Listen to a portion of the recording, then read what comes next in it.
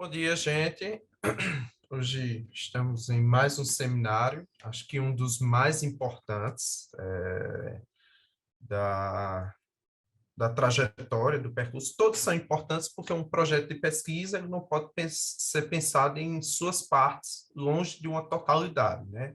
É o que nós podemos chamar de algo holístico. Se você mexe na parte, você mexe no todo. Se você mexe no todo, automaticamente você também mexe nas partes, né? Então, tem muito essa relação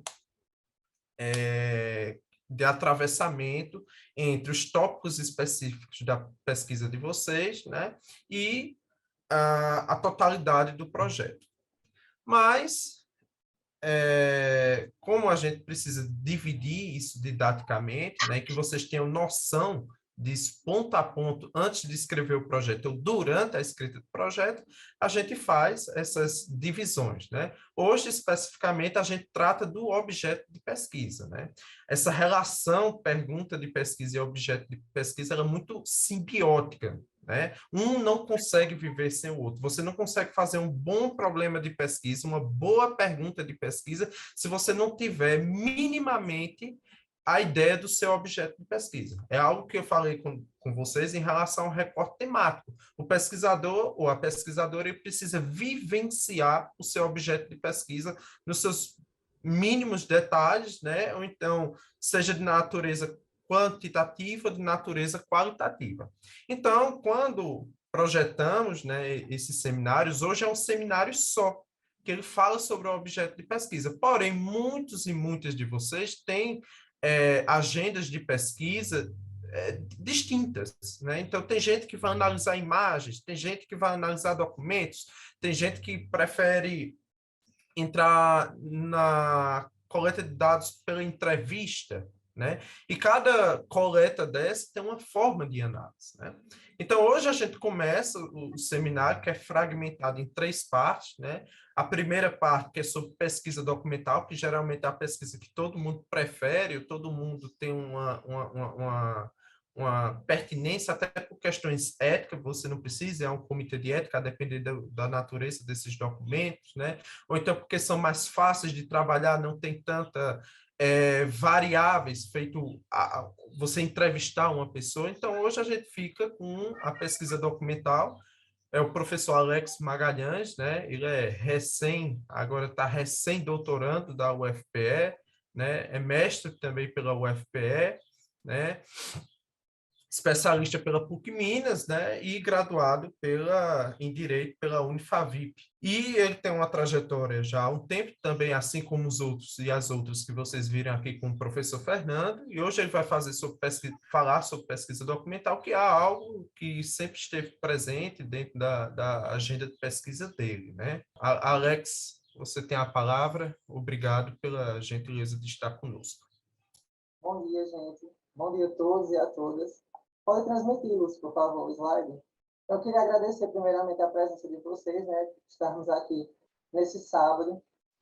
Quero destacar a presença do professor Cleode, né, meu colega de trabalho. A gente não se encontra sempre na instituição, mas está se encontrando aqui no curso, né, nesse pré-pós, né, um momento tão importante de ingresso na pós-graduação. Então, hoje, a gente vai falar sobre como construir, né, esse objeto e a metodologia da pesquisa, com ênfase, né, na técnica de coleta de dados documental. Mas antes da gente chegar à técnica de coleta, né, de dados documental, a gente vai buscar entender o que é o tema de pesquisa, o que é o objeto de pesquisa, como delimitar. Hoje a gente vai pensar, né, como construir o objeto e a metodologia da pesquisa. Não somente em relação à técnica de coleta de dados, eu também vou apresentar um panorama a vocês do que um projeto de pesquisa ele deve ter em relação à metodologia, porque aqui a gente não está falando de a produção de um artigo ou de um resumo para apresentação em um congresso ou publicação em uma revista, que normalmente a metodologia ela fica entre 2 parágrafos. Aqui a gente está falando de algo mais arrojado, muito mais complexo, né, que é apresentar esse caminho que é a metodologia da pesquisa. Então, pode passar, Lúcio. Então, eu vou fazer minha autodescrição, né, para aqueles e aquelas que têm baixa visão. Né? Meu nome é Alex Magalhães, eu sou um homem branco, de cabelos castanhos, né, vestido uma blusa com listras verdes, em frente a uma parede branca com alguns quadros, né, sobre educação em direitos humanos. Estou, né, doutorando pela Universidade Federal de Pernambuco. Eu sou mestre em direitos humanos, especialista em filosofia e teoria do direito e graduado em direito. E sou colaborador em 2 grupos de pesquisa, pós-colonialidade e integração latino-americana, e contemporaneidade, subjetividades e novas epistemologias, que é o GPENS, né, coordenado pelo professor Fernando Cardoso. Então, eu possuo, né, interesse e experiências em algumas áreas, como direitos humanos, justiça e transição, decolonialidade, memória, testemunho e aportes teóricos e metodológicos à pesquisa em ciências humanas e sociais aplicadas, sejam esses aspectos, né, ou aportes críticos, interdisciplinares ou epistêmicos. Então, afinal, gente, o que é, né, esse objeto de estudo, né, que se diferencia do tema, por exemplo? Então, o objeto de estudo, ele não se confunde com o tema da nossa pesquisa, ou com os objetivos, né, aquele objetivo geral e objetivos específicos, onde a gente vai elencar, né, eleger para tentar alcançar ou não na nossa pesquisa. Então, o objeto de estudo é a particularidade que a gente vai estudar. Então, ele consiste na especificidade do tema de pesquisa. Então, em outras palavras, é um ponto de vista ou um afunilamento, né? Uma característica daquele tema. Então, ele vai ser o desdobramento, né, das temáticas amplas do nosso trabalho. Então, a gente tem o tema, né, de pesquisa e vai escolher qual é o nosso objeto, né, pensando sempre em particularidade, em especificidade e afunilamento desse tema. Então, como definir, né, esse objeto de estudo? Então, a gente vai começar sempre pelo que ele não é. Então, você já sabe que o objeto de estudo ele é diferente do tema de pesquisa. Então, a gente vai, a escolha do tema, ela é uma etapa anterior e mais abrangente sobre o objeto de pesquisa, né? Porque primeiro a gente escolhe a temática, né, o tema, para depois definir qual será o nosso objeto de estudo. Então, o tema, ele pode ser entendido como um universo amplo, né, sobre algum assunto. Então, o tema sempre vai ter essa característica de amplitude, né, sobre algo, sobre um fato, sobre alguém, sobre um sujeito. E o objeto é sempre a particularidade que você vai estudar. Então, para eu conseguir aqui pensar, né, propor para vocês um exercício prático de como a gente pode delimitar o nosso objeto de pesquisa.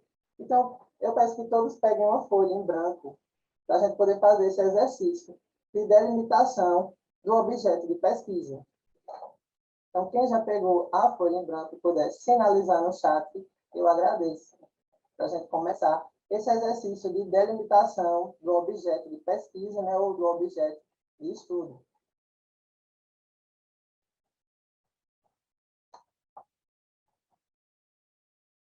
Importante também, gente, que vocês peguem seu cafezinho, a sua água, para a gente tomar, né, nesse sábado de metodologia. É sempre importante ter o nosso teu companheiro, né, o café ou a água. Estão todos prontos, né, para fazer esse exercício prático, né, de objeto de pesquisa, né, de como delimitar. Então, tudo começa pela escolha do tema de pesquisa. Então, eu vou pedir para vocês escreverem, né, qual é o tema de pesquisa de vocês nesta folha. Lembrando sempre que o tema, né, gente, é algo amplo, é uma amplitude, uma abrangência sobre algum assunto, sobre algum fato, né, sobre alguma situação. E o objeto sempre vai ser a particularidade. Então, tudo vai começar pela escolha do tema, que é uma etapa anterior, né, à etapa de delimitação de um objeto de estudo. Então, todo mundo já escreveu qual é a temática, né, o tema de pesquisa que vocês irão trabalhar, né, ao longo desse curso, para que a gente chegue ao fim, né, mais ou menos, com uma proposição, né, já de um projeto de pesquisa, algo mais avançado em relação a esses aspectos, né, de objeto, de metodologia da pesquisa. Pode passar, Lúcia. Então, definido, né, o tema de pesquisa, Agora vocês vão responder a seguinte pergunta. Dentro do tema, né, o que você de fato quer pesquisar? O que você, enquanto pesquisador, enquanto ator social, né, enquanto sujeito, o que você quer pesquisar dentro desse tema? Alguma especificação, né? Alguma característica específica desse grande tema que vocês escolheram. Então, agora vocês escolheram, né, o que vocês querem pesquisar dentro desse tema, a gente vai avançar para a próxima etapa. Então, por favor, Lúcio. Então, esse tema que vocês escolheram, ele tem ainda como ficar mais delimitado que isso. Então, a gente agora vai definir o tempo e o local, né, onde vocês realizarão essa pesquisa. Então, espaço e tempo. Qual é o tempo, né, que vocês vão delimitar na pesquisa de vocês e qual o local, né, da pesquisa. Então, o tempo vai envolver se vai ser meses, se vai ser anos, né? E o local da pesquisa, qual instituição, como trabalho etnográfico, em qual comunidade, né, qual instituição. Então, agora vocês vão definir o tempo e o local da pesquisa. Bom, gente, todo mundo já conseguiu fazer as 3 etapas, né? Escolher o tema, responder a pergunta, né, o que de fato a gente quer pesquisar dentro desse tema e definir o tempo e o local da nossa pesquisa. Então, agora eu quero convidar vocês a falar um pouco, né, sobre a escolha desse tema, né, o que vocês querem pesquisar de fato dentro desse tema e qual o local, né, da pesquisa e o tempo que vocês elegeram para pensar, né, aí na delimitação do objeto de estudo. Então, fiquem à vontade para poder compartilhar conosco, né, os temas de pesquisa que vocês têm interesse em produzir, qual a característica, né, a especificidade dentro desse tema e o tempo e o local para a realização dessa pesquisa. Então, nesse exercício de delimitação do objeto, eu gostaria que vocês comentassem, né, sobre essas etapas que a gente fez agora, para socializar as nossas pesquisas, porque muitas vezes algum colega pode querer fazer algo, utilizar algum método parecido ou alguma situação, e todo mundo socializar as nossas, né, pesquisas, os objetos, as nossas pretensões, para construir algo coletivo também. Então, fiquem à vontade. Bom dia, professor. Consegue me ouvir? Bom dia, consigo, Érico. Então tá bom. Na primeira pergunta, né, que foi o tema, eu fiz assim. Eu coloquei racismo e branqueamento. No segundo ponto, dentro do tema, o que você de fato quer pesquisar, eu coloquei as dores vividas por mulheres negras no processo de transição capilar. E a questão do tempo e local, o tempo eu não defini bem, mas o local da pesquisa seria no interior de Alagoas. Bom, muito bom o seu tema, né, que é essa etapa anterior ao objeto de pesquisa. Então, como a gente vê com o colega, né, Eric, ele colocou o tema, né, racismo e branquitude. E, de fato, o que ele quer pesquisar são as dores, né, das mulheres negras no âmbito do racismo e da branquitude. E o tempo, ele escolheu uma instituição específica, o espaço, né, uma instituição específica, para poder estudar sobre racismo e branquitude e delimitou o objeto, que seria a dor, né, das mulheres negras. Mais alguém? Eu quero pesquisar sobre a formação de professores negros através das suas biografias, né? Pegando toda a trajetória deles desde a sua infância e como se deu as suas questões na escola, até chegar na sua formação e no seu exercício de trabalho. E o de fato que eu quero pesquisar é fazer essa pesquisa bem assim, minuciosa nas suas biografias, né? Pegar de fato todos os acontecimentos, o que se deu, como se deu a chegada da sua formação, como eles se veem como seres, como indivíduos negros numa sociedade totalmente racista, E na sua instituição de que trabalho, o que ele sofre, coisas assim. O tempo eu também não consegui definir muito bem, mas o local vai, assim, é o que eu quero por agora, né? Depois a gente pode talvez mudar. No estado do Paraná, se for da universidade, se eu conseguir, né? Vai ser no estado do Paraná, na pesquisa. Que bom que você conseguiu fazer, né, com esse exercício, escolher o seu tema, delimitar o seu objeto e eleger, né, o espaço da sua pesquisa e o tempo que você quer. Bom dia, mas eu me chamo Isabelle, eu sou psicóloga de formação. E quando eu estava pensando em relação a esse tema, na verdade, o que eu quero pesquisar enquanto tema é investigar as funções executivas em usuários de crack e sua implicação para aderir ao tratamento. Esse é o meu tema geral. E o meu objeto de pesquisa, deixa eu contextualizar, porque eu vou fazer essa pesquisa no meu trabalho atual, que é na Estação Agreste. Temos 2 institutos aqui em Caruaru e em Recife. Acho que demoraria cerca de 6 meses. Porque dentro do público da gente, os usuários de crack têm uma baixíssima adesão ao tratamento. E daí eu quero pesquisar se essas funções executivas, essas sequelas nas funções executivas, têm alguma implicação em relação a essa adesão. É isso. Mais alguém quer comentar, gente, sobre as pesquisas dos nossos colegas? Tem alguma contribuição nesse exercício, né, de delimitação de objeto? Eu gostaria de socializar a minha realidade. É possível?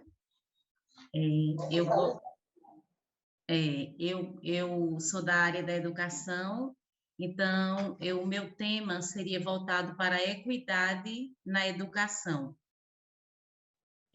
O meu objeto, de fato, da pesquisa seria a importância da equidade para garantir que a educação, de fato, seja direito de todos.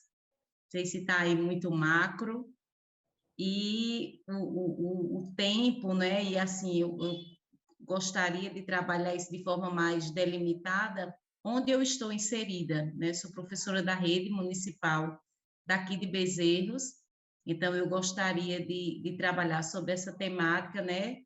Durante um ano e fazendo essa pesquisa nas escolas municipais. Muito bom, Simone. Eu vejo aqui que ainda está um pouco amplo, né, o seu objeto. Amplo, né? O que a gente pode fazer? Eu sei que o seu tema é sobre equidade. Equidade. Na educação.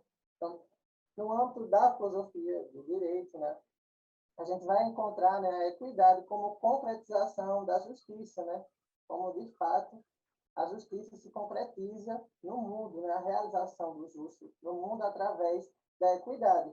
Então, para a gente delimitar o seu objeto, já sabendo um pouco da sua história, né, de onde você está inserida, você quer estudar a importância da educação como direito de todos, você pode se utilizar de uma pesquisa, né, que é etnográfica, ser feita na sua própria instituição e pensar, né, as políticas de educação ou as práticas político-pedagógicas dentro da sua escola no município de Bezerros, Pernambuco. Então, essa é uma forma de delimitação. Você delimitou, eu quero encontrar as práticas, né, equitativas dentro da educação na escola Professor Lisboa do município de Bezerros, por exemplo. Então, essa é uma forma também de delimitar.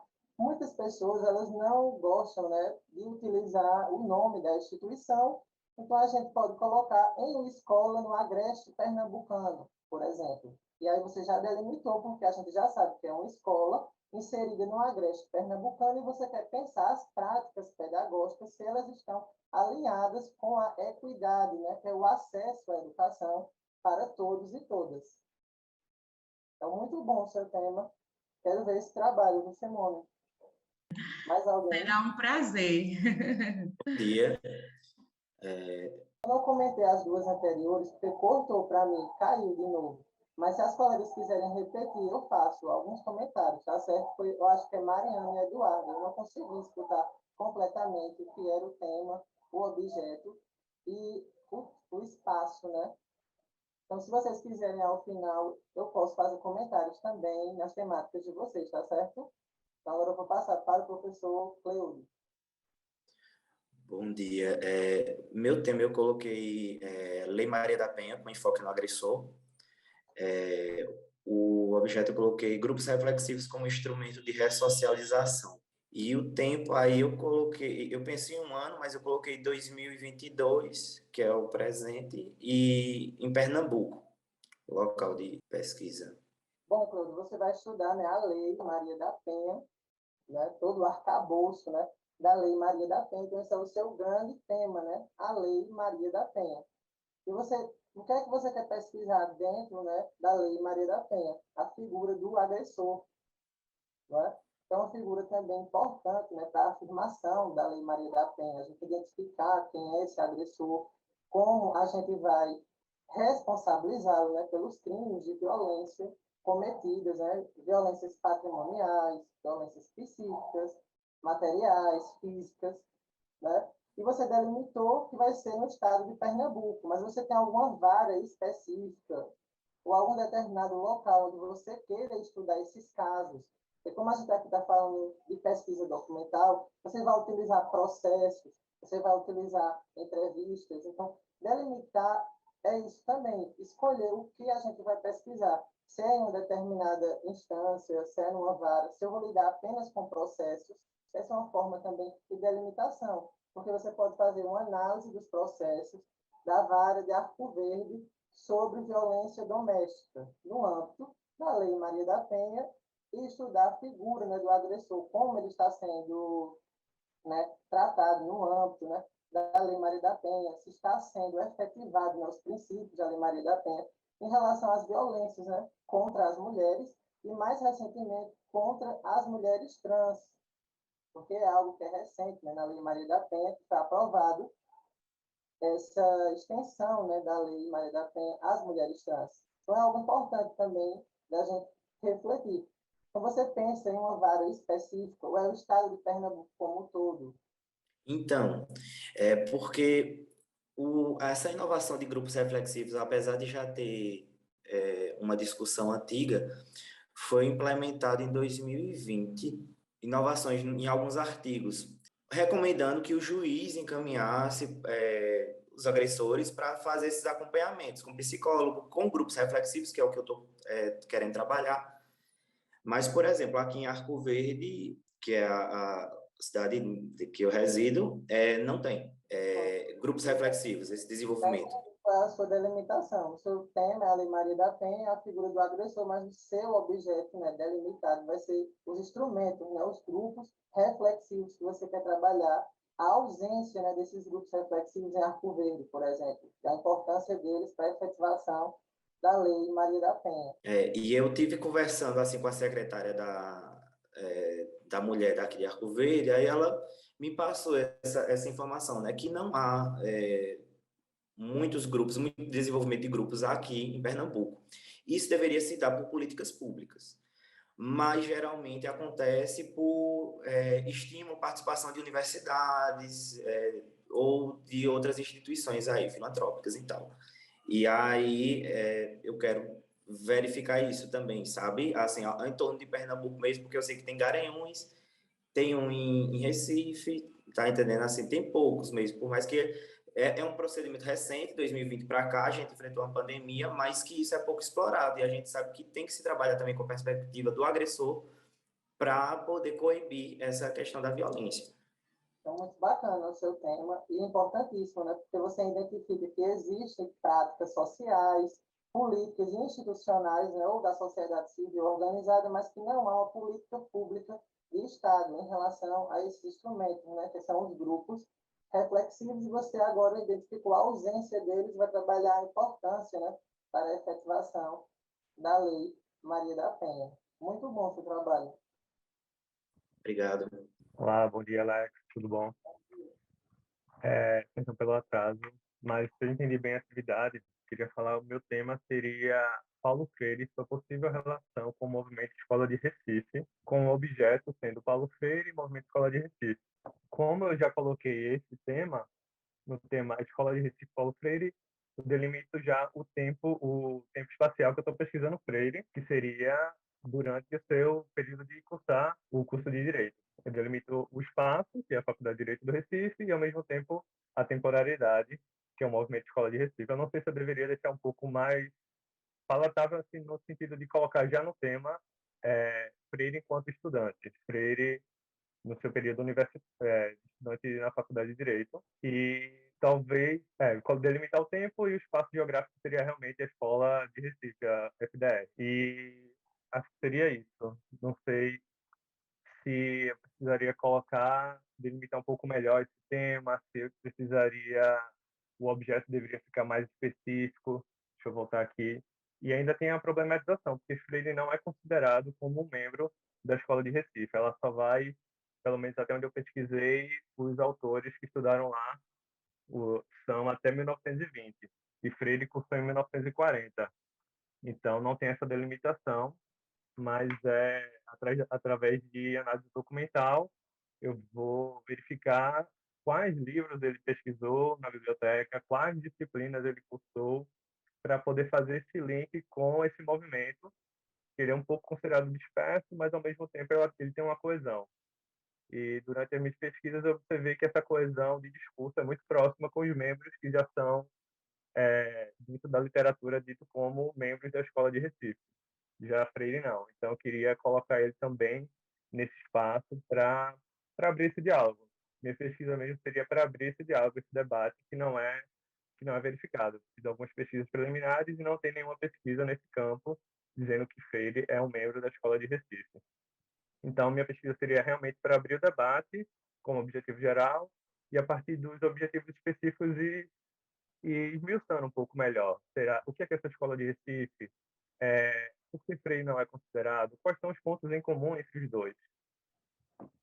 Muito bom, Leandro, a sua pesquisa. Fico muito feliz, né, de ver pesquisa sobre Paulo Freire, né, e especificamente no âmbito da Escola de Direito de Recife, a Escola de Recife, né, no âmbito da FDR. Então, o seu tema, né, Paulo Freire, né, no âmbito do movimento de Escola de Recife. Então, você vai retomar com Paulo Freire, né, anterior às suas discussões, né, ainda no âmbito da Faculdade de Direito de Recife. Então, você vai retomar esse Freire e fazer uma reflexão sobre o movimento, né, de Escola do Recife, e por que ele não está incluído, né? Esse é um debate muito forte sobre Paulo Freire, então até que ponto, né, a gente vai considerar o Paulo Freire como filósofo, né? Porque ele ficou muito no âmbito da pedagogia, escolarizou demais, então você quer retomar esse Paulo Freire no âmbito, né, desse movimento de Escola de Recife, com o Paulo Freire enquanto estudante. Então, essa já é a sua delimitação do seu objeto, né? Você é Paulo Freire, seu tema, mas eu quero estudar especificamente a atuação de Paulo Freire nesses anos, né, em que ele estava cursando a Faculdade de Direito de Recife, porque ele não foi incluído, né, na Escola de Recife. Né? E você vai pegar também o Paulo Freire muito envolvido com o movimento, né, de cultura popular, e toda a teoria, né, de Paulo Freire, ela surge nos movimentos de cultura popular do Recife, não é no âmbito da escola, por exemplo. Né? Ela é externo para depois trabalhar as questões pedagógicas e retomar esse Paulo Freire. Então, eu quero te recomendar a professora Flaviane Nóbrega e a doutoranda Camila Montanha, porque ambas escreveram recentemente sobre Paulo Freire e a sua participação na Faculdade de Direito do Recife. Então, você pode me procurar depois que eu lhe passo os contatos dessas pessoas. Perfeito, porque eu acabei de ler ela na revista que foi lançada agora, sobre 130 anos e trabalhando na extensão. Perfeito, obrigado. Pessoal, acho que falta só eu. Meu tema, assim, o tema maior seria infância, mas dentro do contexto desses temas seria uma abordagem autobiogeográfica dessa infância. E o objeto seria os que eu chamo de achadouros de memória. Seria formas que você encontra ou dispositivos para acessar essas infâncias dessa criança situada geograficamente, né?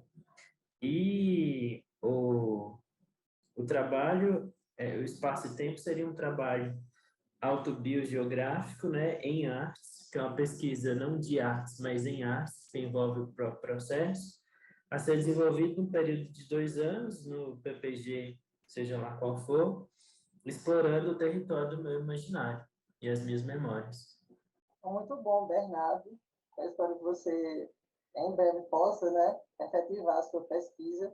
Eu gosto muito de pesquisas que envolvam memória, né, testemunho. Eu estudo justiça transicional e os testemunhos, né, dos povos indígenas durante a ditadura militar, né, as violações de direitos a esses povos e como eles foram recebidos pela justiça transicional, né, no pós-redemocratização, e como isso afeta, né, como isso está ligado também à lógica colonial nesses processos, porque não respeitam as identidades, né, as práticas dos povos indígenas, que são práticas coletivas.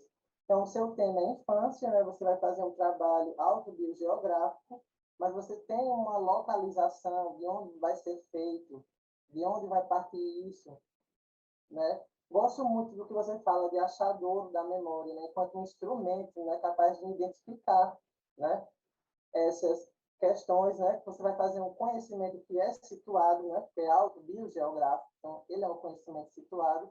Eu não sei se você conhece a autora Haraway, Donna Haraway, ela trabalha sobre isso, é o conhecimento localizado e o conhecimento situado, que é fazer uma pesquisa com a perspectiva tanto das estruturas como dos sujeitos. A gente está inserido naquele contexto, né? Estamos numa estrutura e podemos identificar algumas questões. Então, é um conceito basicamente mais amplo, né? E menos problemático, por exemplo, do que o local de fala. Então, eu gosto muito de trabalhar com o conhecimento localizado e o conhecimento situado.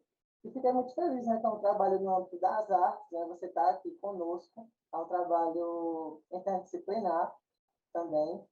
Então, eu gosto muito da sua ideia, Bernardo. Espero que você consiga efetivar com louvor a sua pesquisa. Tomara, obrigado, professor. Só te pedir, se não for muito abuso, para deixar o nome da autora aqui no chat. Pronto, ao final eu vou disponibilizar meu e-mail e vou fazer uma atividade para vocês fazerem extra. Aí vocês falam comigo e eu vou enviando todas as recomendações que eu achar pertinente, assim, que eu lembro sobre aquelas temáticas. Então, todo mundo já se apresentou. Eduardo Almeida, quer falar novamente para a gente poder socializar o seu tema? O meu tema é investigação das funções executivas em usuários de crack e sua implicação para aderir ao tratamento. E o meu objeto de pesquisa, um possível objeto que eu quero pesquisar, é como as sequelas nas funções executivas implicam nessa adesão do tratamento. O local vai ser o meu local de trabalho. Eu trabalho em uma unidade de saúde mental privada de tratamento de dependência química e também outros transtornos, mas daí eu iria delimitar apenas para usuários de crack. E eu acredito que isso poderia acontecer em, no máximo, 6 meses. É muito bom, né, o seu trabalho, Isabelle, no âmbito da saúde mental, não é? Você vai falar sobre o tratamento de usuários de crack, né? A delimitação do seu objeto, por exemplo, é identificar, né, verificar se as sanções executivas, elas de fato distanciam ou aproximam o usuário do tratamento. Né? Essa seria uma delimitação do seu objeto. A questão das sanções executivas. Eu acho legal trazer isso, né? Distanciamento e aproximações a partir das sanções. Será que ela aproxima ou ela distancia o usuário do tratamento, né? E a delimitação ainda maior é o local que você escolheu, que é uma unidade, né, de saúde, né, determinada em 6 meses. Você vai analisar, né, se aquelas sanções, de fato, elas são efetivas ou não, elas distanciam ou aproximam o usuário desse tratamento, né, as implicações, né. Isso aí você pode fazer também interseções entre saúde mental e direitos humanos também. Eu não entendi, Alex. Tu poderia repetir esse delineamento que tu falou? Eu só estou fazendo sugestões, tá, gente? Não que esse vai ser o... Eu queria entender. É só, se você puder anotar, porque o seu tema, né, é saúde mental. mas um possível delineamento do seu projeto, do seu objeto de estudo, poderia ser em que medida, né, essas sanções executivas elas distanciam ou aproximam o usuário de crack de aderir ao tratamento, né? Na verdade, o que eu quero pesquisar, eu estou entendendo que estou falando de sanções, mas é funções. Funções. As sequelas nas funções executivas, que é uma parte do cérebro no córtex pré-frontal. Eu pensei que era procedimentos, né? Porque a pessoa é encaminhada para o núcleo, né, de atendimento, eu pensei que era para identificar esse trâmite, né? Se Não. ou não, mas é algo muito mais técnico, é da sua área de saúde. Isso, eu quero identificar, o meu objetivo de pesquisa, na verdade, eu quero identificar como as sequelas nas funções executivas, elas implicam no tratamento. Porque usuários de crack, eles têm dificuldades diferentes, digamos assim, em relação a aderir ao tratamento. Eles até procuram o tratamento na unidade, mas é difícil se manter dentro desse tratamento. Quando se mantém, sempre desistem a longo prazo. E daí, dentro dessa pesquisa, eu quero ver realmente se essas sequelas nas funções executivas, estou partindo já de um pressuposto de que existe sequelas nas funções executivas de usuários de crack, e como essas sequelas implicam nesse tratamento. Pronto, muito bom, Isabela. Esse é o seu delineamento, né? Dessas funções, né? É algo mais técnico no âmbito da unidade que você vai pesquisar. Então, você tem um grande tema, né? Seria aí da saúde mental, né? E vai delimitar para entender como funcionam essas funções, como você falou, no âmbito dessa unidade, né? Se ela as repercussões, as características, as especificidades, as necessidades específicas daqueles usuários. Então, muito boa a sua pesquisa, Isabela. Obrigada, Alex. Thaís Ferreira Souza colocou no chat. Ela quer estudar, né, o tema é memória e história, o relato testemunhal como objeto de pesquisa em direitos humanos. É o que segue na mesma linha do TCC dela. Muito bom, Thaís, porque cada vez mais a gente tem se identificado, né, nas pesquisas em torno desse testemunho, né, testemunho, memória, se identificar como pesquisadores da memória, né, ter a memória como esse instrumento, né, de reivindicação de direitos. Então, o seu tema, né, amplo é sobre memória e história, e como identificar, a partir dos relatos, né, testemunhais, a afirmação de direitos humanos. Eu penso que poderia ser também por esse caminho a delimitação do seu objeto. Encarar esse testemunho como um instrumento, né, de afirmação de direitos, né, através da memória, do testemunho e da própria experiência das pessoas. Então, você vai estar falando de relatos, de narrativas e de experiências. Então, encarar o testemunho como um instrumento, né, de afirmação de direitos humanos ou de identificação de violações de direitos humanos no âmbito, né, em que você vai escolher é extremamente importante. Então, eu vejo aqui que o seu tema é memória e história, e a delimitação do seu objeto é o testemunho. Mas que grupo é esse, né? Que comunidade?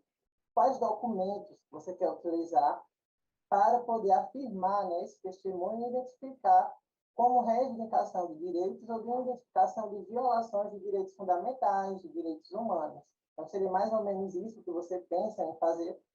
A gente vai avançar agora no nosso curso para entender mais o que seria grupos, amostragem, sujeito, universo, e tentar, né, delimitar ou criar, né, um panorama do que seria essa metodologia, né, esse caminho, esse itinerário.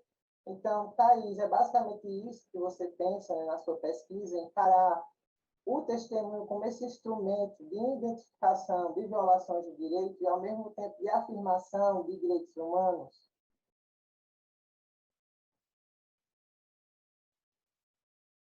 Então, pode passar, Lúcia. Acho que daqui a pouco ela responde no chat.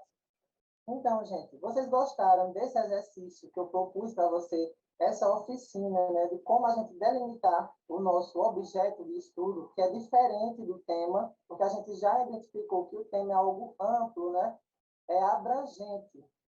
O objeto de estudo é uma especificidade, uma característica, algo pontual sobre aquele tema que a gente quer estudar. Então, eu trouxe aqui um exemplo de delimitação. Então, o tema do projeto de pesquisa, ele é o processo de desligamento gradativo das casas de acolhimento de crianças e adolescentes, por exemplo. Então, aqui eu sei que o meu tema vai ser infância e adolescência. Mas o que é que eu quero delimitar?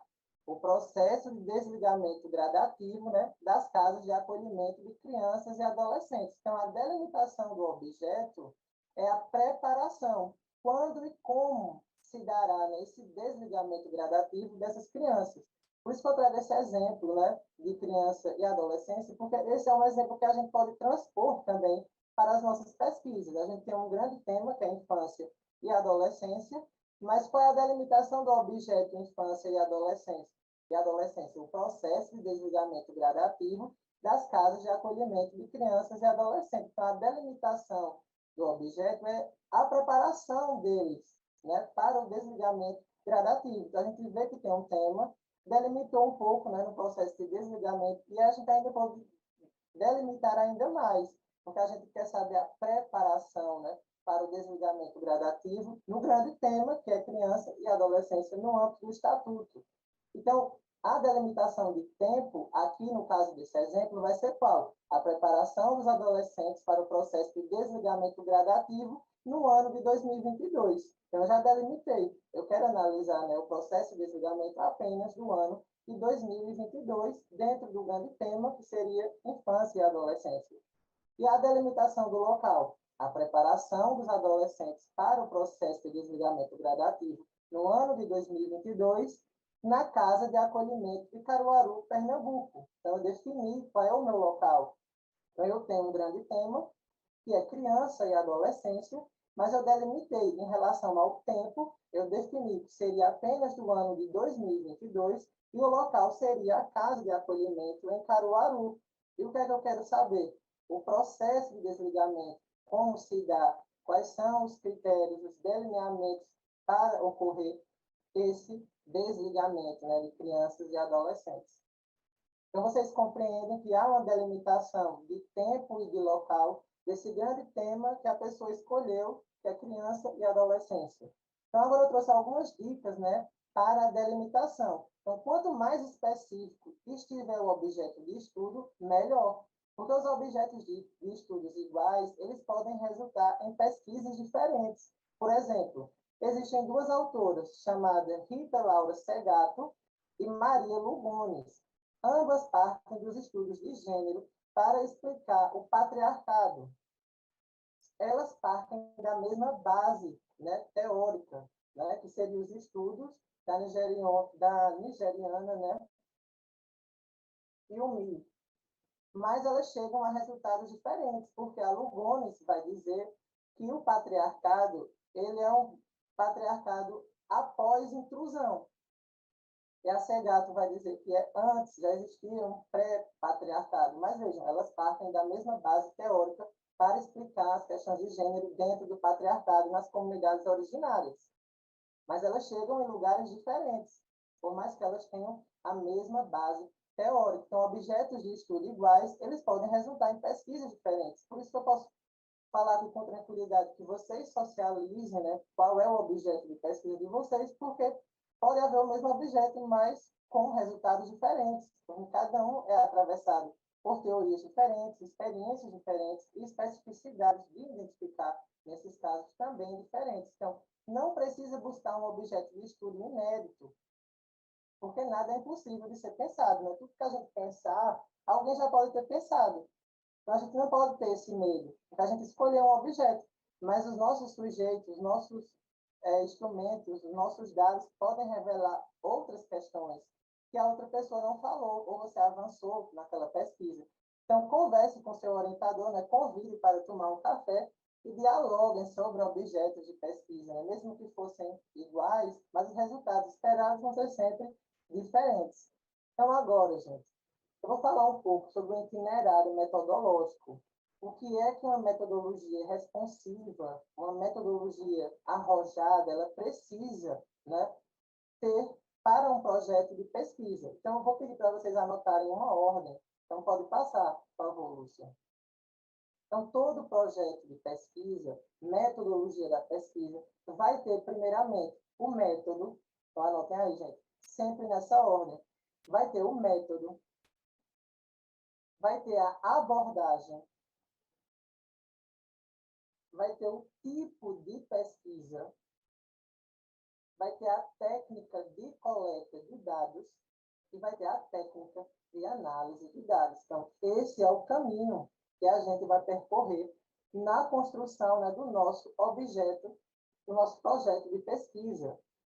Então, a gente já viu como delimitar esse objeto e agora a gente vai ver como construir esse itinerário, né, esse caminho, porque metodologia é um caminho, né, que você vai percorrer. Então, trabalhos que têm uma metodologia muito bem definidas, muito bem explicadas, para quem está lendo, vai saber que você tem consciência de como chegar lá, que você escolheu bons métodos, boas técnicas, boas abordagens e elegeu, né, tipos de pesquisa específicos para a sua pesquisa. Então, pode passar, Lúcia, por favor. Então, esses são os elementos essenciais para uma metodologia da pesquisa. Então, para que serve o método de pesquisa, né?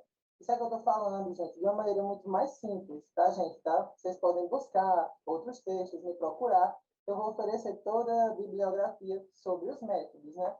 Então, o método é o caminho, né? Então, o método, para que serve o método? Para orientar a coleta de dados, para orientar as abordagens e técnicas que vocês precisarão seguir. Então, o método ele vai ajudar a encontrar a solução para um problema pontual e específico. A gente já sabe que esse problema pontual e específico, ele resulta do objeto que a gente delimitou. Não é da temática que é ampla, mas sim do nosso objeto. Então, quais são, né, esses métodos? Eu trouxe alguns métodos para falar para vocês, mas antes eu vou querer explicar primeiro os tipos de pesquisa, por exemplo. Então, quais são os tipos de pesquisa? Bibliográfica, que pode ser descritiva, exploratória e explicativa. Então, todos os trabalhos, né, em tese, eles são bibliográficos e vão utilizar de fontes secundárias, né, e observar os desdobramentos dessa pesquisa bibliográfica, né? Então, quanto ao tipo de pesquisa, ela vai se definir, se materializar em três, que seria a descritiva, a exploratória e a explicativa. Então, qual é o tipo de pesquisa? Eu sei que todas as pesquisas vão ser bibliográficas, mas existe um tipo de pesquisa empregado no seu trabalho que você vai utilizar para desenvolver a sua pesquisa. Então, a pesquisa descritiva, ela busca analisar, observar, registrar e relacionar aspectos que envolvam fatos ou fenômenos, mas sem manipulá-los, né? Então, a gente vai utilizar também sobre diversos tipos, sejam documentais, estudos de campo, levantamentos, desde estudos com relação a duas variáveis, por exemplo. Então, sempre que a gente quiser analisar, observar, registrar, descrever, a gente vai estar fazendo uma pesquisa bibliográfica de tipo descritivo, que é diferente do tipo exploratório, por exemplo. Por quê? Uma pesquisa exploratória, ela vai proporcionar uma maior familiaridade com o objeto de estudo. Você está explorando, né, buscando entender a essência, né, sobre determinado assunto, fato ou ação.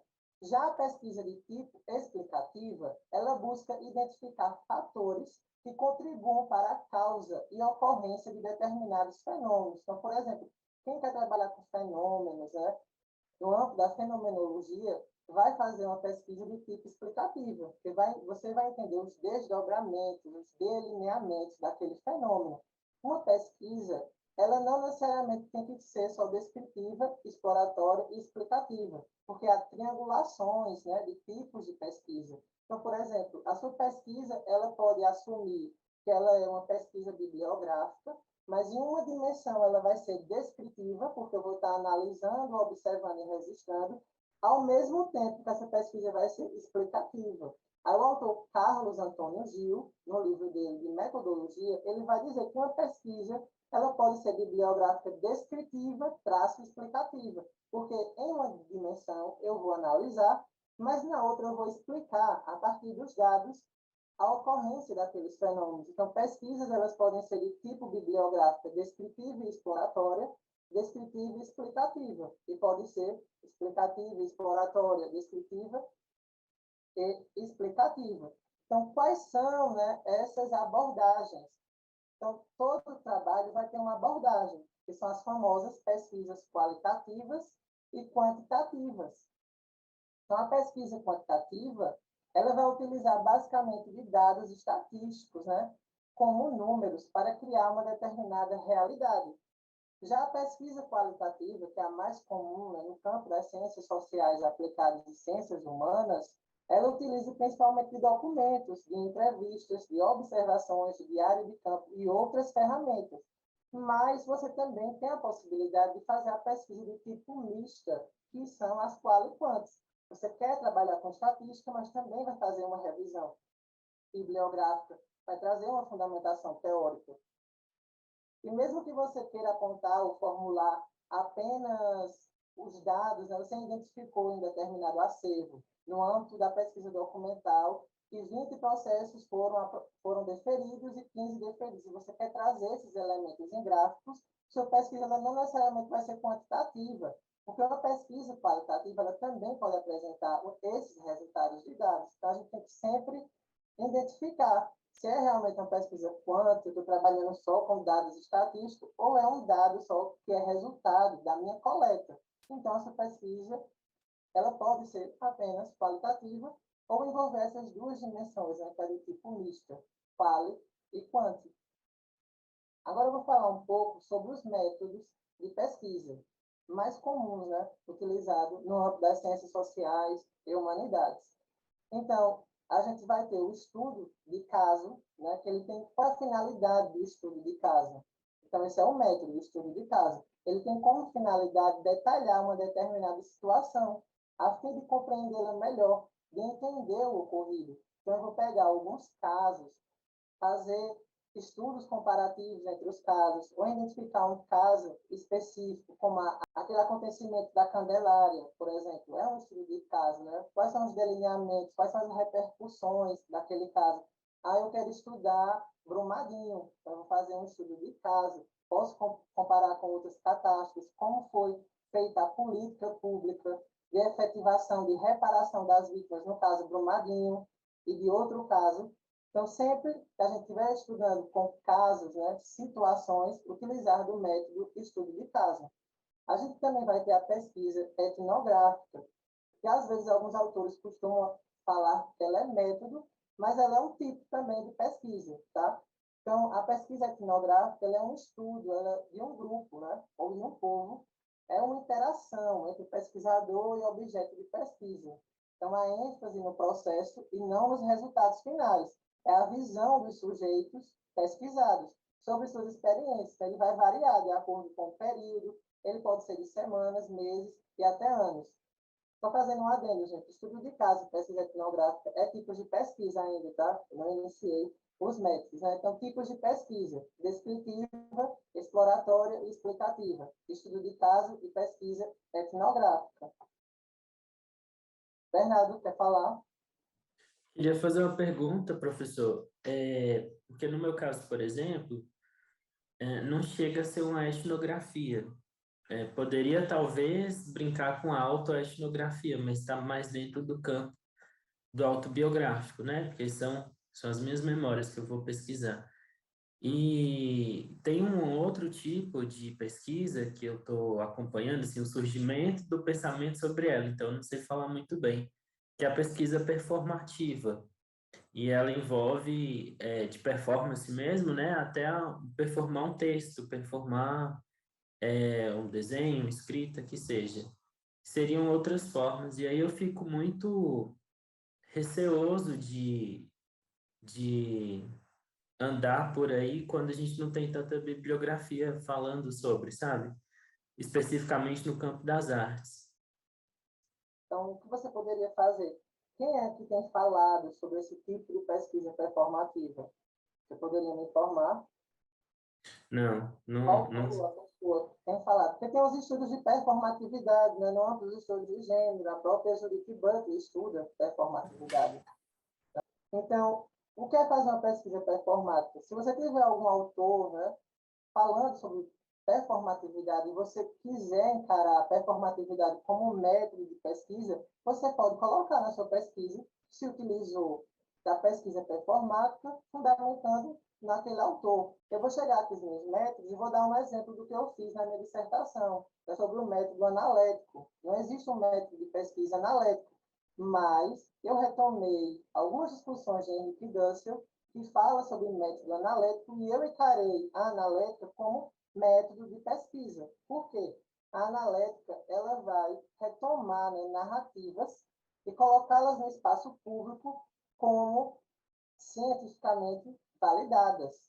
Então, pegar narratividades de povos originários, povos quilombolas, e trazer para o campo do espaço público com fundamentação, com validade. Então, por isso que eu utilizei do método analético, porque é um método extremamente, estritamente latino-americano e capaz de traduzir, né, a experiência da América Latina. Então, tendo explicado os tipos de pesquisa para vocês, pesquisa bibliográfica, todas vão ser. Os tipos de pesquisa empregados são 3: explicativa, descritiva e exploratória. Né? Existe também a pesquisa estudo de caso, tipo de pesquisa. Meu tipo de pesquisa vai ser estudo de caso. E existe também a pesquisa etnográfica, que alguns autores vão chamar de método etnográfico, mas já há uma discussão já consolidada no mundo acadêmico que etnografia não é método, ela é tipo de pesquisa. Tá? Então, agora eu vou falar dos métodos de pesquisa. Né? Quais são esses métodos? Né? Então, aqui eu trouxe alguns métodos, né, mais utilizados no âmbito dos projetos de pesquisa. Né? São os métodos que eu mais vejo, né, nos trabalhos, ou que eu avalio, ou dos meus amigos, que são o método histórico, o método indutivo, o método dedutivo, o fenomenológico e o analético. Eu já adiantei um pouco aqui para vocês. E também existe o método dialético, que eu não coloquei aí, acabei esquecendo, mas vou explicar. Então, o que é o método histórico? Né? O método histórico ele vai tentar retomar fenômenos de natureza histórica para explicar uma questão contemporânea. Então, o objeto justificado dentro de uma perspectiva de ser algo, né, eminentemente histórico. Então, o que é que a gente pode pensar no âmbito do método histórico? Por exemplo, eu quero estudar como a legislação da República do Brasil ela discutia questões sobre direitos das mulheres. Então, essa é uma perspectiva histórica. Eu quero saber como a legislação da República do Brasil discutia questões sobre direitos das mulheres. Então, eu vou eleger o método histórico ou historiográfico. O método dialético, ele não se confunde com a dialética marxista, tá, gente? Que é aquela questão de tese, antitese e síntese. Mas o dialético, ele vai utilizar para o tipo de estudo que no final dele não temos uma questão pronta e acabada. Então, não existe uma dimensão única sobre aquele objeto. E não existe a racionalidade de que as coisas são como são. E sim um ponto de vista sobre alguma coisa. Então, ele não se confunde com a dialética marxista, né? Então, esse método dialético, ele é utilizado para aqueles trabalhos que não acredita-se ser impossível fazer uma pesquisa e construir uma verdade absoluta, uma verdade fechada sobre algo. Então, no método dialético, você está fazendo a sua pesquisa muito mais filosófica e, ao final, ela não vai ter uma verdade fechada. Ela vai ser possível de reanálise e de avanços e de questionamentos. Então, se eu estou numa pesquisa eminentemente filosófica e quero utilizar o método dialético, você vai ter a certeza, na sua metodologia, de indicar ao seu autor que os resultados da sua pesquisa não é uma verdade única e fechada. Várias pessoas podem interpretar de maneiras diferentes o resultado final daquela pesquisa, ou ela pode ser reanalisada por outros autores e avançada em certos aspectos que você não consiga alcançar. Então, quem faz esse tipo de pesquisa, eminentemente dialético ou filosófico, eles não se preocupam tanto com o resultado final, porque eles buscam explicar um resultado só a partir da sua concepção, do seu atravessamento, da sua experiência, mas que não é uma verdade absoluta, não é algo fechado, que é possível de múltiplas análises. O método indutivo, gente. Esses dois métodos, indutivo e dedutivo, eles são os mais utilizados. Mas hoje em dia a gente já pode utilizar de outros métodos para não ficar tanto na indução, na dedução, porque fica muito cartesiano, fica muito positivista utilizar desses métodos, né? Então, a gente está no campo das experiências, no campo das memórias, no campo dos sujeitos, isso engessa muito a nossa pesquisa, né? Porque a gente vai estar pegando algo muito positivista, que não dá para a gente usar, né, nas nossas interpretações, das questões dos sujeitos, pensar as coisas através das estruturas e da percepção dos sujeitos. Então, é um método bacana, né, indutivo, de se utilizar. Mas a gente pode, né, inovar nesse sentido, porque já se foi muito utilizado esses métodos e a gente tem que avançar para além da indução e da dedução, porque há métodos que podem fazer o que eles fazem de uma maneira muito mais prática, muito mais didática e muito mais prazerosa, para não engessar tanto a nossa pesquisa. Mas o método indutivo, ele vai eleger um universo particular para tentar explicar no geral. Então, um universo restrito de sujeitos. E deles eu faço o quê? Eu digo e amplio as relações, né? As redes de relação. Então, eu começo com uma premissa e tento generalizá-la. A partir delas, o que é verdade em alguns casos e o que é provável que seja verdade em geral. Então, por exemplo, o método indutivo, a gente pode utilizar para o quê? Dando um exemplo aqui, relacionar as intersecções entre a existência da prática da tortura, por exemplo, na ditadura militar, como no pós-redemocratização, identificando os principais aspectos dos 3 casos que o Brasil foi condenado pela prática de tortura pela corte. Então, por exemplo, se eu quiser utilizar esse método, que vou partir, né, de um universo particular, que vai ser o quê? As violações de direitos humanos, as torturas, no âmbito da ditadura, e explicá-las no âmbito geral, tá? Então, é uma situação específica daquele período e como ela avança, né, para o período pós-redemocratização. Por quê? A gente ainda não conseguiu, né, expurgar, né, a tortura do nosso Estado Democrático de Direito. Então, eu peguei uma situação particular da ditadura e generalizei e identifiquei que o Estado brasileiro, até hoje, mesmo após o fim da administração da ditadura no Brasil, a prática de tortura ela é recorrente. Ela é quase, eu posso dizer, uma política, né, de Estado brasileiro. Então, eu peguei uma situação particular, né, de 3 casos específicos da ditadura militar da prática de tortura e 3 casos do pós-redemocratização e vi que as mesmas práticas, elas continuam. Então, peguei um universo particular e expliquei no geral. Eu generalizei aquelas situações. Já o método dedutivo, a gente vai escolher um universo geral, veja que ele é o contrário, para tentar explicar no particular. Então, o raciocínio aqui no dedutivo, ele começa com uma ou várias reivindicações, né, local, e conclui com uma afirmação cuja verdade ela vai ser garantida pela validade do processo de raciocínio. Então, eu vou eleger uma discussão metateórica, por exemplo, para tentar relacionar com a realidade particular. Como é que a gente pode exemplificar aqui um caso, né, de método dedutivo? Por exemplo, eu parto dos estudos, né, dos fundamentos dos direitos humanos para explicar os processos, as diferenças da sociedade ocidental. Então, eu parti de uma premissa geral, que seriam os direitos humanos, para explicar os preceitos, as diferenças no âmbito da sociedade ocidental. Outro exemplo, partir da análise geral do direito processual penal, por exemplo, até chegar a uma identificação específica do Ministério Público na propositura ou não de revisão criminal. Então, veja, eu parti de uma realidade geral, o direito processual, mas eu quero uma identificação específica, a atuação do Ministério Público no âmbito, né, da revisão criminal. Outro exemplo, partir da análise geral do Instituto da Adoção, até se chegar a uma identificação específica quanto à possibilidade ou não de requerer a adoção póstuma, por exemplo, sem a prévia autorização judicial. Então, eu parti do Instituto de Adoção, que é algo amplo, né? E busquei uma identificação específica dentro do campo, né? Então, muitos estudos aqui de vocês poderiam ser dedutivos. Vocês estão partindo do geral para explicar o particular, o local. Outro método que a gente tem é o fenomenológico. Então, o que é esse método fenomenológico? Vou aproveitar esse momento que está problemas técnicos para tirar uma dúvida. Esses métodos não são engessados, né? Então, eu posso, por exemplo, utilizar do método histórico e dialético ao mesmo tempo, com a ênfase no fenômeno.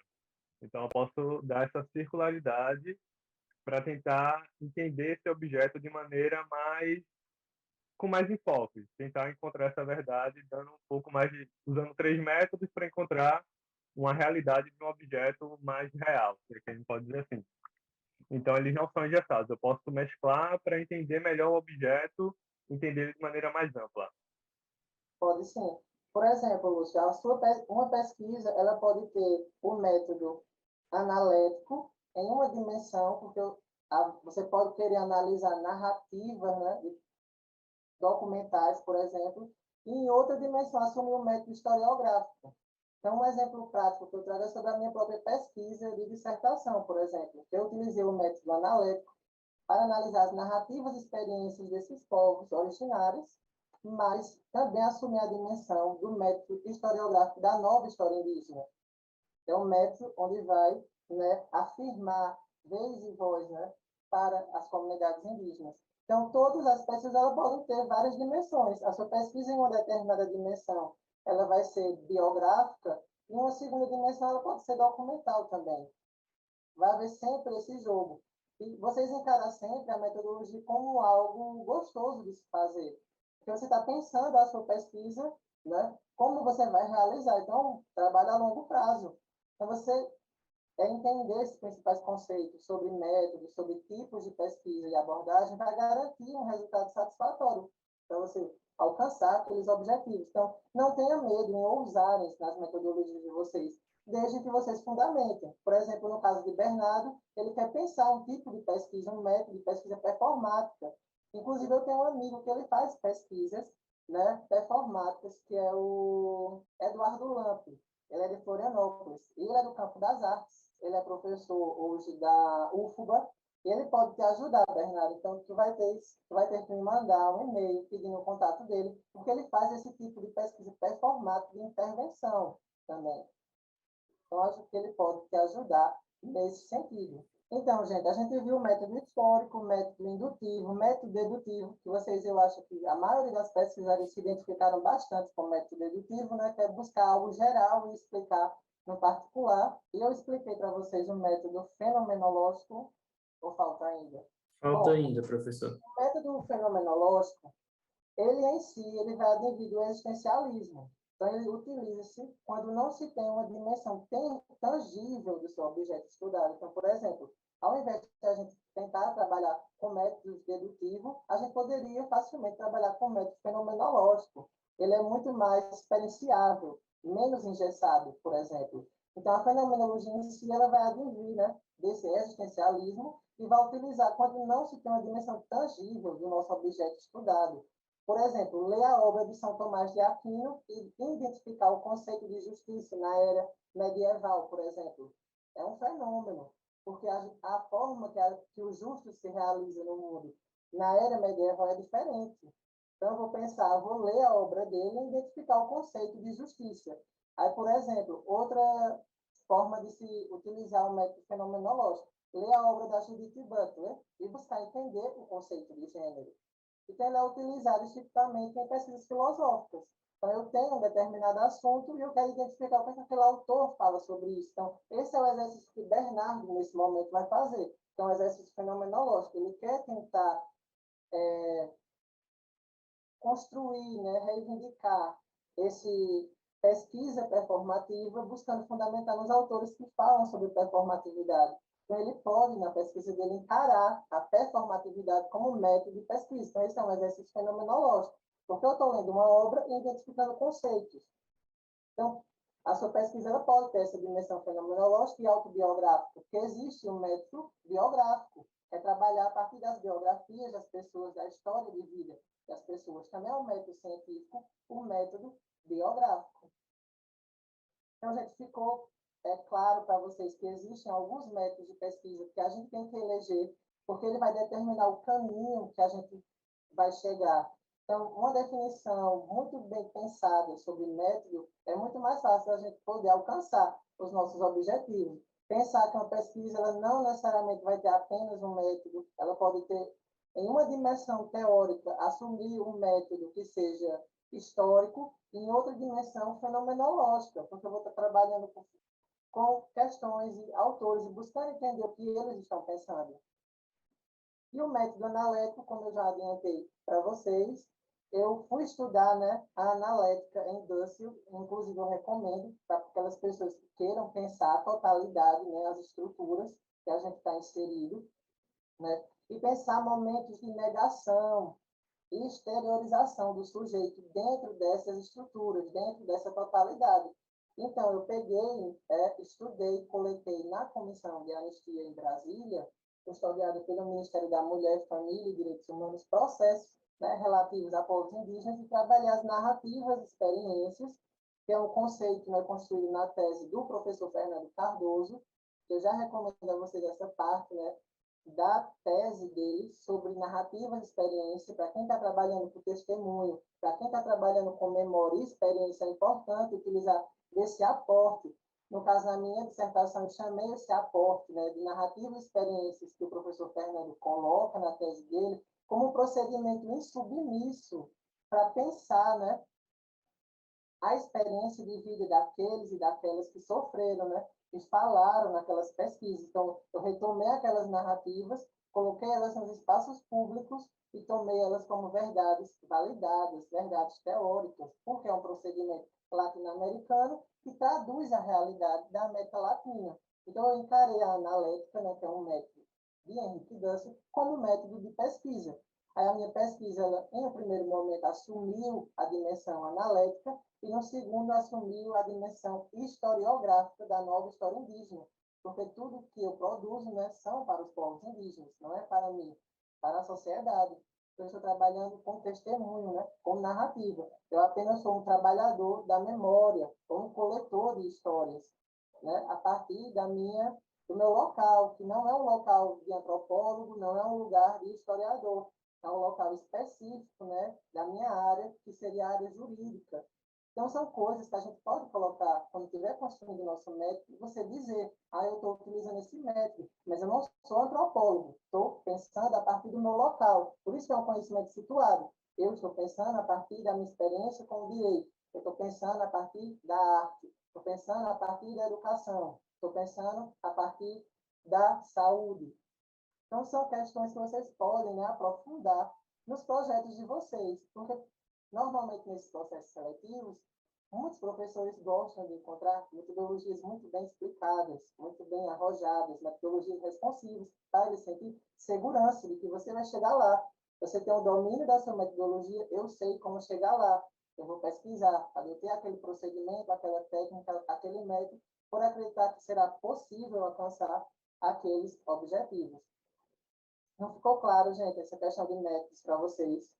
Eu vou passar um link para vocês agora, que é sobre um minicurso que o professor Fernando ele fez em 2012, e eu transcrevi esse minicurso e está aí, porque são as fases de construção do projeto de pesquisa. O que é que tem que ter método, justificativa, metodologia. Então, está aí nesse link. Agora a gente vai falar um pouco, né, sobre a técnica de coleta de dados documental.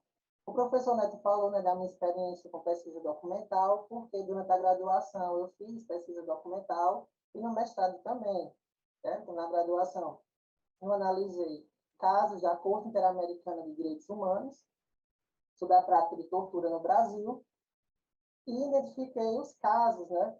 Então, por mais que é uma pesquisa online, ela é uma pesquisa documental no acervo, né, da Comissão Interamericana de Direitos Humanos, né? Então, eu entrei no site da comissão e baixei as sentenças e fiz um trabalho eminentemente documental para pensar, né, a prática de tortura e identificar as práticas e como elas repercutiram ainda na democracia, mesmo após o fim da ditadura. Já no mestrado, a minha pesquisa ela foi empírica, né, no acervo da Comissão de Anistia lá em Brasília, onde eu passei alguns dias no acervo da comissão, tentando identificar processos de povos indígenas na ditadura militar. Então, foi uma pesquisa também documental, que eu analisei a narrativa testemunhal desses povos e como a ditadura ela tinha aspectos colonizadores, então as práticas, né, desveladas sobre os povos indígenas. A minha percepção sobre aqueles documentos é que ela assume uma dimensão colonial, que é diferente das violações que ocorreram no meio urbano, por exemplo. No âmbito dos povos indígenas, o soldado, né, o militar, ele assume uma índole colonial, que é diferente do que aconteceu na área urbana, né, nos porões da ditadura militar. Então, isso que é bom também desse tipo de pesquisa documental, é que a gente pode buscar novas categorias a partir desses documentos. Por exemplo, nos documentos que eu analisei na Comissão de Anistia, uma categoria importante, duas categorias importantes que emergiram daqueles processos foram duas. A índole colonial dos agentes da ditadura. Então, ninguém ouviu falar sobre isso. Eles assumiram a índole colonial. E eu só pude identificar isso graças às narrativas, né, que, infelizmente, os povos indígenas sofreram.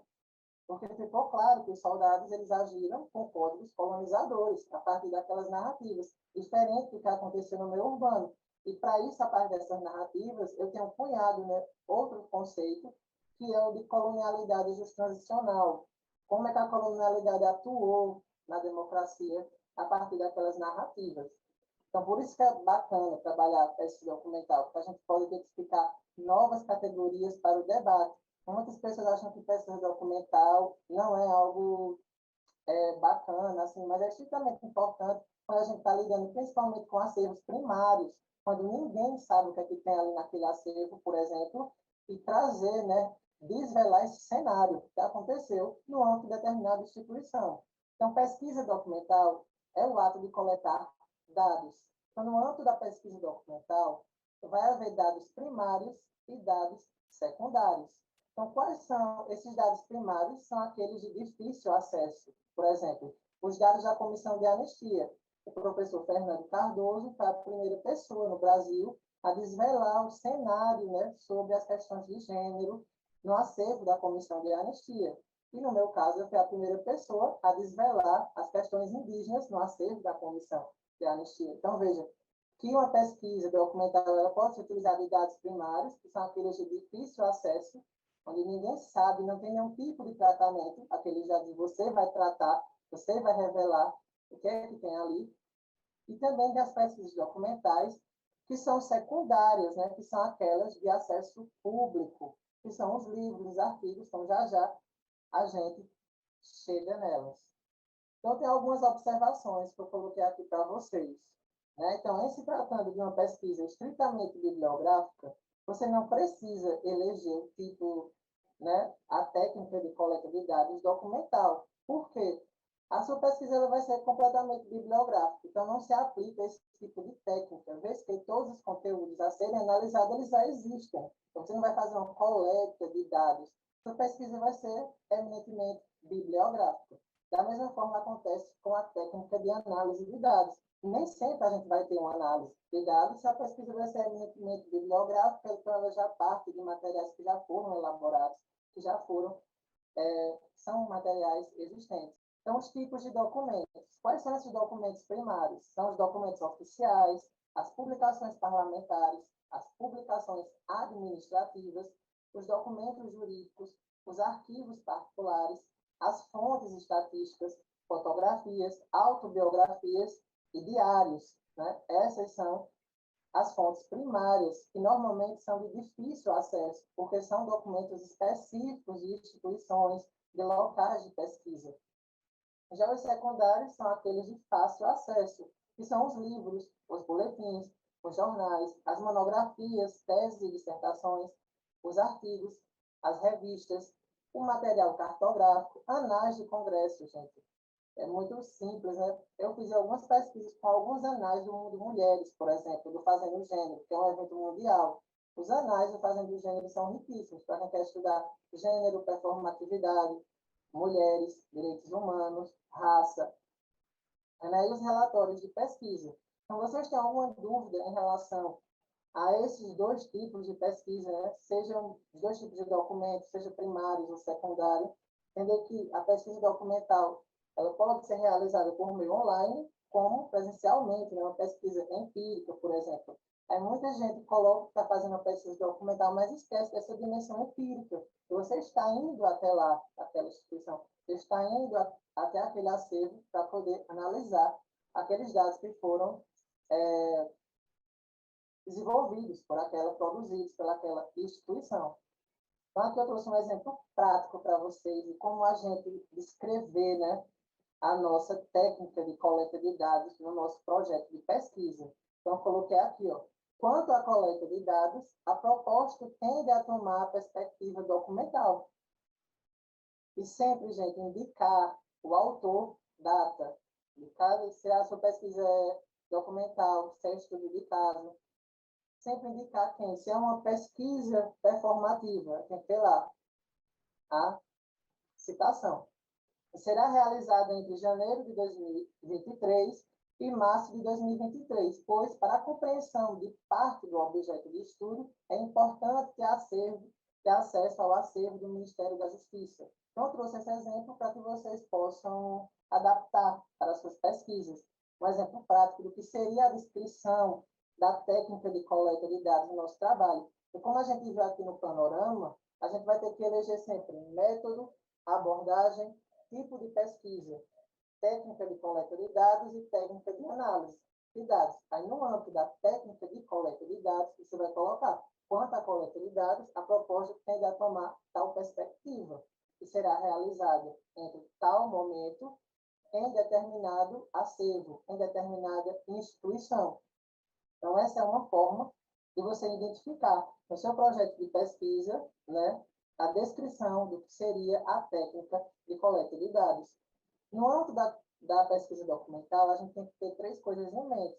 Entender qual é a viabilidade do estudo, como é que foi feito o acesso àquela instituição. Então, vocês têm que descrever a viabilidade do estudo, se deu pela autorização do chefe, do secretário, para ter acesso ao acervo da Comissão de Anistia, por exemplo.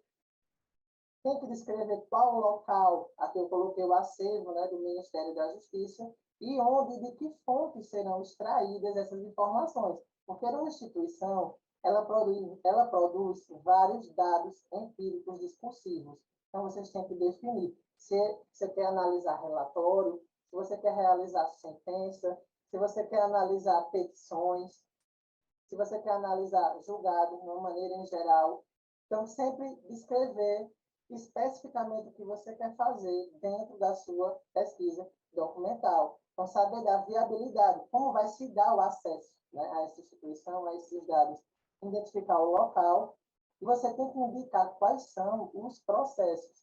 Aí, daqui a pouco, a gente vai ver as diferenças entre sujeito, amostragem e delineamento, onde é muito parecido com o exercício que a gente fez de delimitação de estudo, mas que é importante, dentro de uma pesquisa documental, a gente eleger quem são os nossos sujeitos, quem é a nossa amostragem, quem é a nossa amostra. São três conceitos diferentes que englobam, né, a pesquisa documental. O Alex, eu tô com uma dúvida nessa questão quando você colocar aí viabilidade, considerando que vai ser um projeto que eu estou produzindo.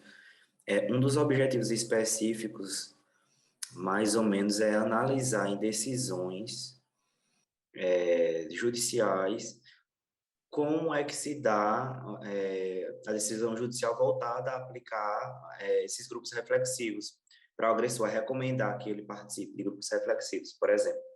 Eu vou precisar analisar decisões, por exemplo, que se tramitam em segredo de justiça, porque pela Maria da Penha tramita em segredo de justiça.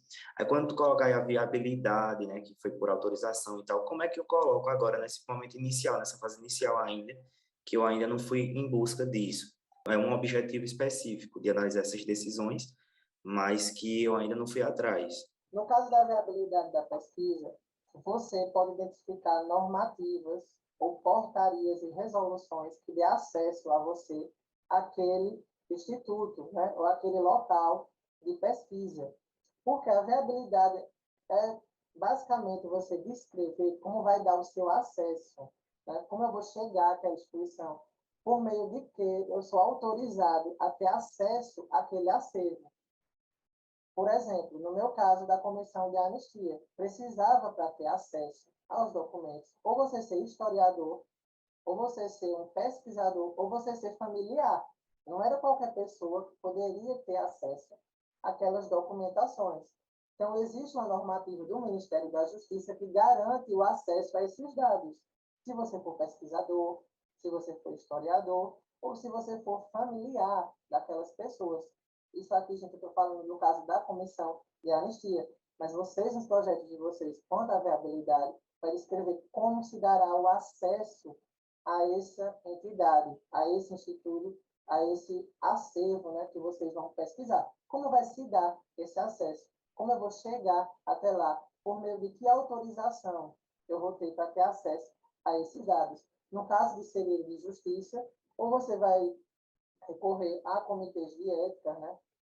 Ou senão você vai omitir os nomes reais das pessoas e até omitir o nome do local. Você vai colocar a região, em uma região do sertão pernambucano, por exemplo. Então, a viabilidade é isso, você descrever como se dará o acesso, né, àquele acervo. E é uma forma também de você demonstrar ao avaliador, ao seu leitor, o que você fez para ter acesso. Como eu vou fazer para chegar até eles? Isso é uma forma de responsabilidade com a pesquisa. Ficou claro agora? Ficou sim. Muito obrigado, viu, pelo esclarecimento. Então, o que eu estava falando? Numa pesquisa documental, a gente tem que situar e identificar sujeito, universo e amostragem. É basicamente aquele exercício que a gente fez de delimitação do objeto. Então, quem é o sujeito da nossa pesquisa? Ele tem que ser definido, ele tem que estar lá no nosso projeto. Então, quem é o sujeito? São as pessoas que fornecerão os dados para a realização da pesquisa. E também podem ser um fato ou um fenômeno sobre o qual se quer saber algo, tá?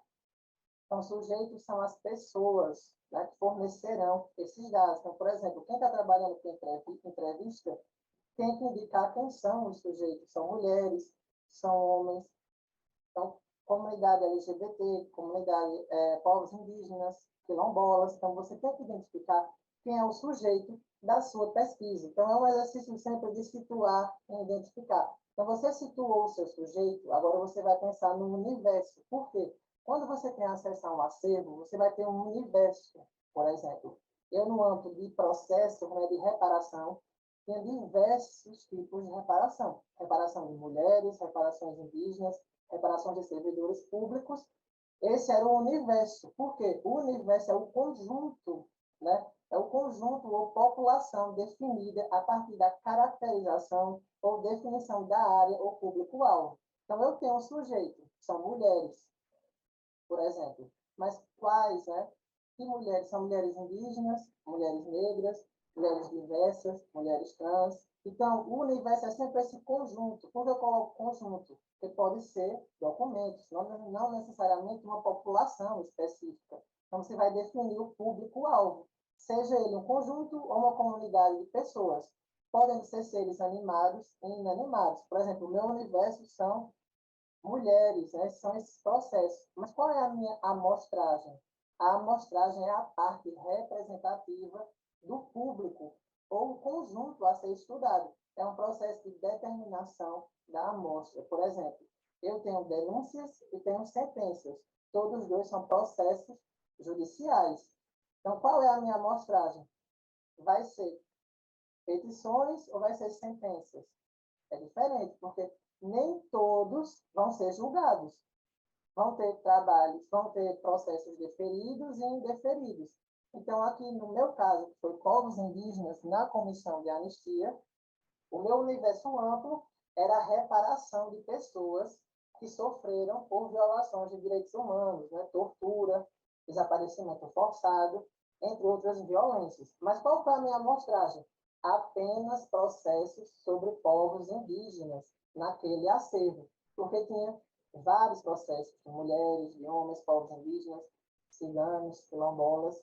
mas a minha amostragem, que é a parte, a caracterização daquele universo, era só povos indígenas. E dentro de povos indígenas, eu identifiquei que havia alguns processos indeferidos e processos deferidos.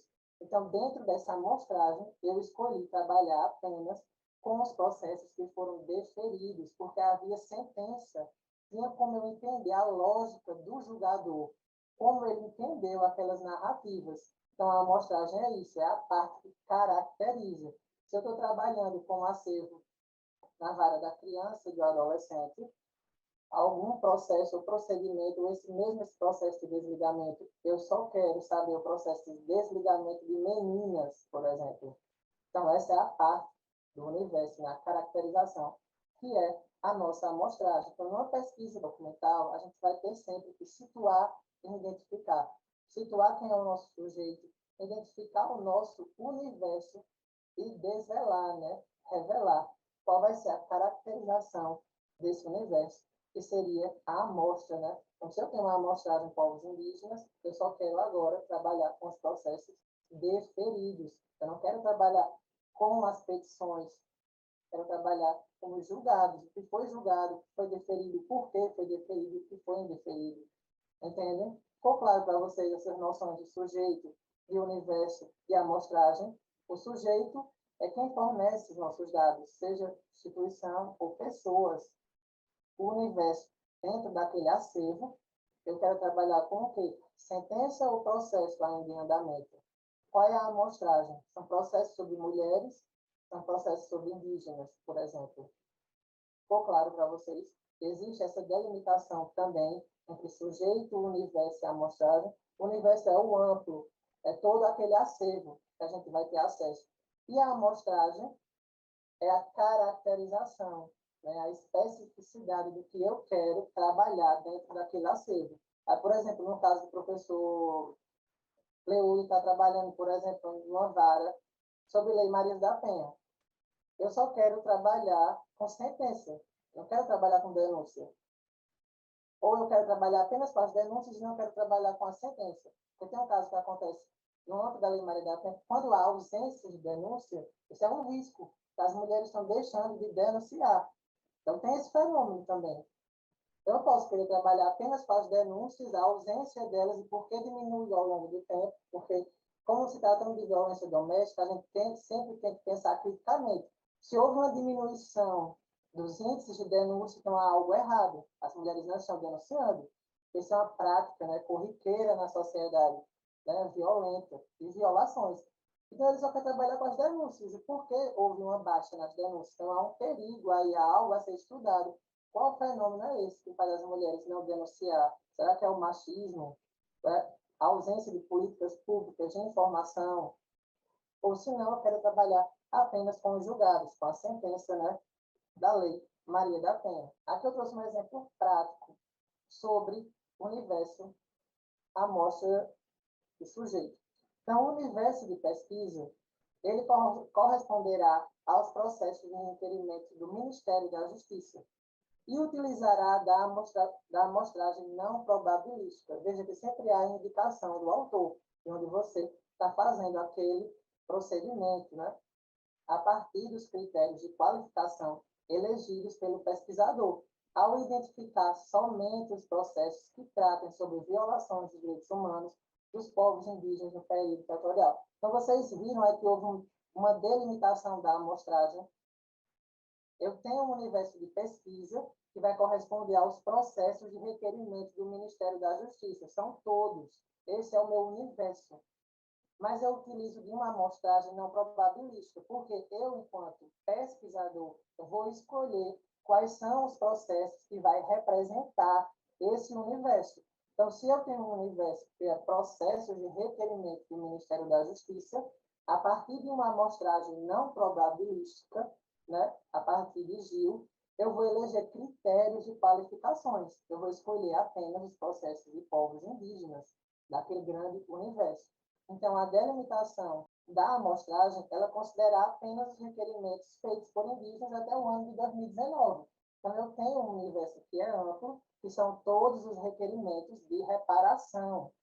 Mas, qual é a minha amostragem? São os processos relativos aos povos indígenas. Até que ano? Até o ano de 2019. Então, eu peguei desde a criação da comissão de anistia até o ano de 2019, que foi o último processo protocolado na comissão de anistia. E a partir de milhares de processos, eu escolhi apenas sobre povos indígenas, que foram 15 processos, né, deferidos. Então, por exemplo, se a gente teve a morte de mais de 8.500 indígenas durante o período ditatorial, apenas 15 povos indígenas foram anistiados, gente. Então, essa foi a minha amostragem. Eu desvelei isso no acervo da comissão de anistia. Ainda bem que houve essa reparação, mas que pena que ela foi individual. As questões indígenas são sempre coletivas, uma demanda que afetou toda a comunidade, né? Toda a aldeia, não somente aquelas 15 pessoas.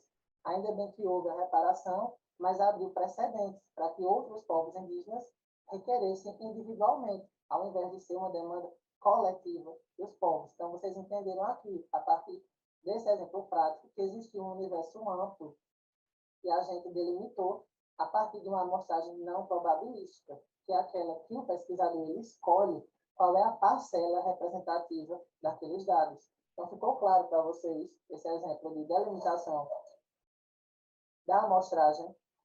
Então, meio-dia certinho, a gente conseguiu terminar no tempo, né, do nosso módulo, que foi como construir uma metodologia da pesquisa. Eu espero que vocês tenham gostado dessa experiência, que foi muito mais tópicos, né, para a gente poder ir buscar, né, fazer vocês refletirem sobre determinados métodos, tipos de pesquisa, amostragem. O exercício que a gente fez sobre delimitação do objeto, né, escolher a temática, saber que o tema ele é anterior ao nosso objeto de estudo, que o tema é algo mais amplo, que o objeto de estudo é uma particularidade daquele tema, que é o que a gente quer estudar. Como a gente pode delimitar ainda mais o nosso objeto, elegendo as questões de tempo e de espaço, né? Qual é o tempo da minha pesquisa? Qual é o local que eu vou trabalhar? Qual é a viabilidade dessa pesquisa? Como se dará, né, o acesso a esse acervo, né, que vocês vão estudar? Quem for fazer, claro, pesquisa no âmbito documental. A gente também viu as noções de sujeito, universo e amostragem. A gente sempre vai ter que situar e identificar o nosso sujeito, saber que temos um universo que é todo aquele acervo que a gente vai pesquisar e escolher uma amostragem, né, que é uma parte específica, né, representativa daquele universo.